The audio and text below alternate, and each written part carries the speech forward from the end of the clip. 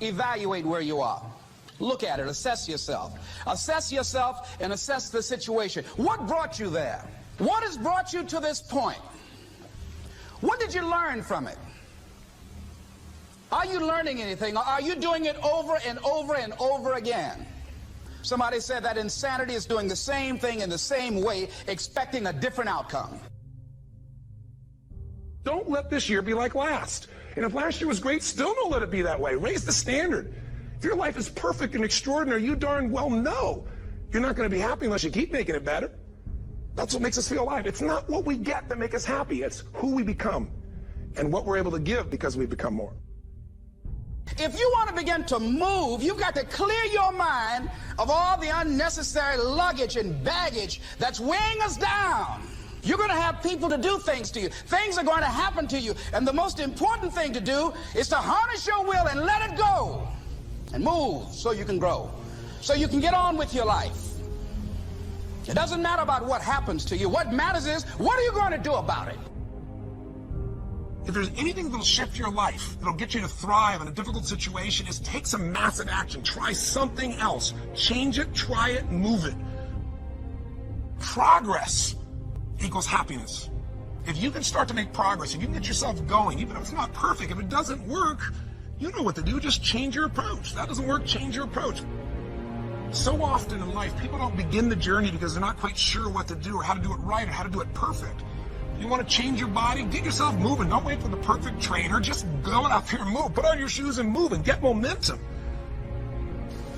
I'm going to turn this situation around. I'm not going to sit back and moan and cry over what happened and what went wrong and who did what. I'm going to do something about this situation.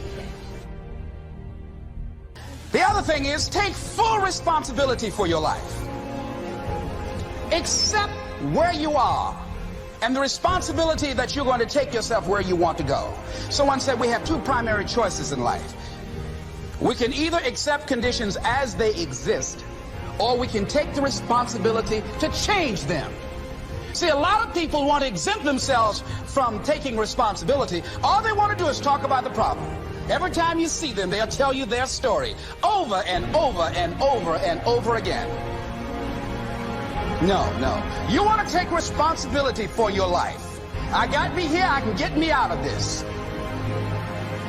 And I'm getting out. I'm not going to be a volunteer victim. And so all you're looking for are new breakthroughs through practice and practice and practice. You'll get better and better and better. And there's still some things that will happen to you that will catch you on the blind side that you did not anticipate. You'll get knocked down, but you won't be knocked out. And so I say to you, it's possible you can live your dream if it's becoming a diamond, if it's having more, if it's achieving more, if it's being a better father, being a better mother, whatever it is, overcoming addiction, changing our society. It's possible you can live your dream. It's necessary that you have a plan of action, that you're resilient, that you stick to, and you work with the system, that you work with people, that you give support, and that you be there for them, that you have the vision and never give it up, that you become creative and relentless and keep on coming back again and again and again, and that it's you that you got to take personal responsibility to make it happen, and that it's hard. Easy is not an option. And when life knocks you down, jump back up and say, it's not over until I win. Avoid people and situations that upset you. See, there's some people that know just how to push your button. They know just what to say.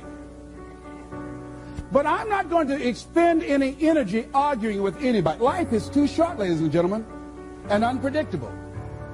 I don't want to spend my time arguing with anybody, so I avoid situations that will get me upset. I don't argue with people. Draw the line, ladies and gentlemen. There are certain things that we just go through life just taking, and at some point, you just got to draw the line and just say enough is enough. You got to do that with yourself. One negative stroke is 16 times more powerful than a positive stroke. And if you have people around you who are not sensitive to who you are, and the people that can hurt you the most, ladies and gentlemen, are the people that you love. That you love. They're the ones that you're vulnerable to. They're the ones that can get to you.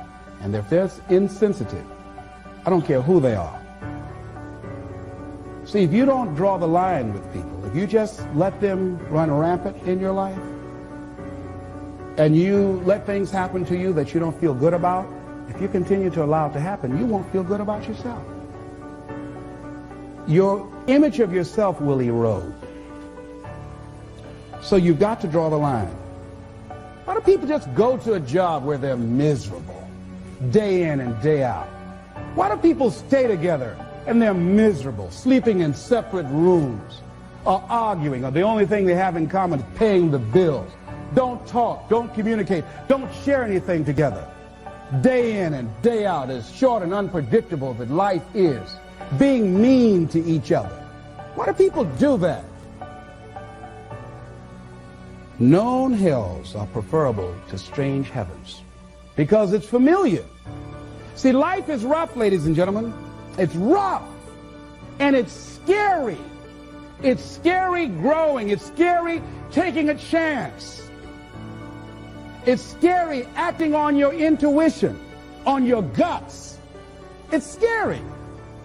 It's frightening. There are people that's tolerating things right now, and they're immobilized by fear. They can see the hammer coming, and they're afraid to even move because it's scary. To go against the dominant thinking of your family, friends, and those people you associate with every day is perhaps the most difficult act of courage you will ever perform. See, when you start growing, when you start changing the way you walk, the way you talk, the way you act, the way you respond to things, the way you use your time, when you start saying, no, I can't do that. Why? You're too busy. You don't have the time. No, I have my own agenda. So if people can put you on a guilt trip, they will. And use you and abuse you over and over and over again. You got to draw the line. You have to draw the line on them. Don't go through life feeling like you're powerless. Victims are people that are powerless. You're not powerless. You are powerful. You direct the power in your life. Whatever your life is right now, it is a duplication of your consciousness. It's a result of how you have decided to use your power.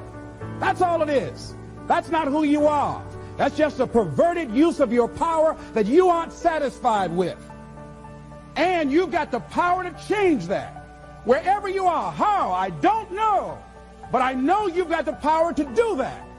But you don't know what has happened to me. It really doesn't matter what has happened to you. See, the only thing that really matters is what are you going to do about it? That's all that matters. That's all that matters. You can allow it to destroy you, or you can allow it to build you up.